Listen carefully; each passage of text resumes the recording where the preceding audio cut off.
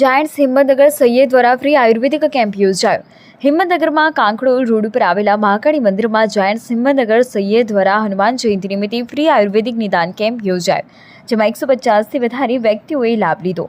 Vedanta આયુર્વેદના doctor Satishbhai Patel તથા તેમના staff મિત્રોએ સેવા આપી.